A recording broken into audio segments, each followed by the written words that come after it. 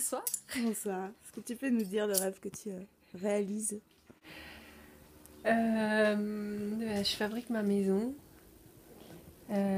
mobile. Une petite hutte en forme de demi-sphère, comme une bulle qui va accueillir la famille avec un chouette foyer qui va se retrouver là. Et puis, un chantier avec plein de... Enfin, c'est une maison qui a été créée avec plein d'aides de plein de gens et de plein de personnes qui sont arrivées par hasard ou qui sont arrivées avec volonté de participer à ça. Et donc, c'est aussi un projet commun et une fabrication en co-création. Et ça, c'est cool.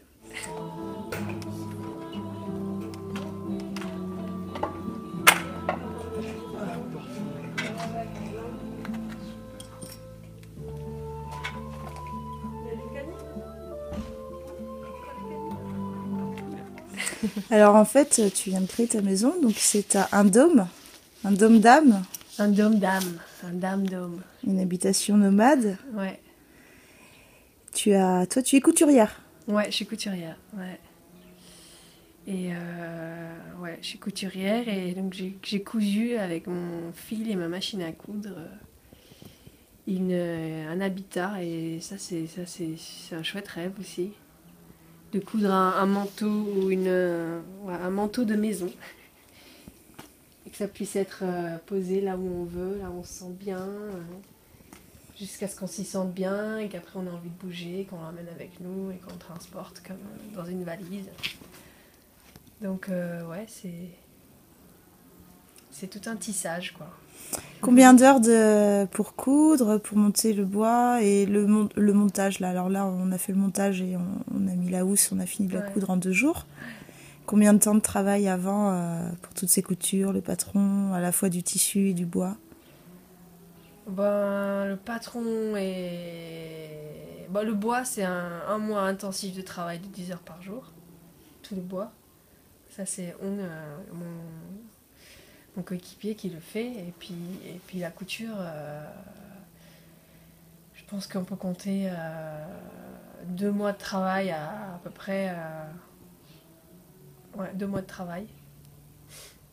En comptant le patronage qui prend beaucoup de temps. Beaucoup de temps. 20 jours de patronage pratiquement et après... C'est toi qui fais le patron? Ouais. Donc qu'est-ce qu'il a de spécial? Il y a quelque chose de spécial ce patron? Ouais, ce patron, il est calé sur une géométrie sacrée, un peu sur la géométrie géodésique des dômes. Donc c'est un patron qui va mettre en relief en fait la lumière, des facettes quoi, du cristal. Moi, je trouve que ça fait comme des facettes de cristal, plein de triangles. Et du coup, le patron doit suivre à la fois les lignes et en même temps, c'est pas quelque chose de régulier, ça va être quelque chose qui va être miroir. À chaque 2 pétales, il y a le miroir de l'autre. Et du coup, c'est un travail un peu d'exercice pour les géométries, ceux qui connaissent la géométrie de base qu'on apprend à l'école. Et ça, c'est intéressant de s'y plonger dedans et de s'habituer parce que ça fait partie de la nature et des choses qui nous entourent aussi. Qu'est-ce qui t'a amené déjà d'une à avoir envie de construire ta maison et de 2 à avoir envie de construire un dôme? Alors, si j'avais envie de construire ma maison, c'est surtout c'est par envie d'être autonome jusqu'au bout et de réaliser le petit rêve humble que c'est juste de vivre dans la nature, dans un endroit provisoire ou pas. Mais donc ça c'est l'envie première de coudre. Après, pourquoi le dôme? Le dôme, c'était un défi en fait. C'était un défi et c'est aussi ce qui avait l'air d'être plus accueillant pour une famille en fait. J'aurais été toute seule avec mon sac à dos ou ma roulotte ou mon camion, ça aurait été un tipi. Un dôme, c'était pour accueillir la famille. Donc ma fille avec mon copain et d'être dans le petit ventre là, la petite bulle. Et puis ça a tellement de caractéristiques géniaux le dôme, parce que c'est ultra solide, parce qu'on peut accrocher des choses dans tous les sens, parce que parce que c'est une forme stable et autoportante, parce que c'est démontable et que c'est un petit mètre cube d'espace, donc c'est hyper facile à déplacer et c'est très facile à monter quand même. C'est plus pratique et plus solide qu'une yourte et c'est beaucoup plus spacieux qu'un tipi pour le même diamètre et puis c'est tellement plus... ça a un peu une forme qui tend plus vers le futur. Même si j'aime beaucoup, beaucoup les tipis et les yourtes, c'est plus ancestral. Alors là, on a quand même quelque chose qui est en même temps plus futuriste et en même temps, on sent que c'est aussi la base de la sphère, quoi. Donc ça se retrouve dans tout, dans la nature et dans... Voilà, c'est un peu un ventre quand même.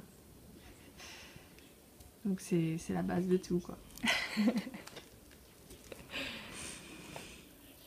Maintenant, ouais, ça va être fabriquer l'espace idéal pour accueillir l'endroit. Donc le plat, le plancher, faire la mezzanine. Il y a encore du travail et il faut garder plein de patience et plein d'indulgence par rapport au temps que ça prend de faire tout ça.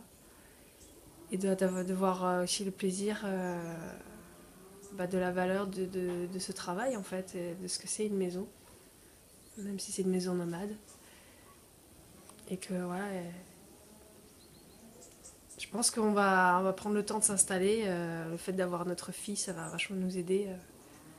Autrement, on avait envie de s'installer presque là, dans les 10 jours qui viennent. Mais ouais, on va prendre le temps de faire ça bien.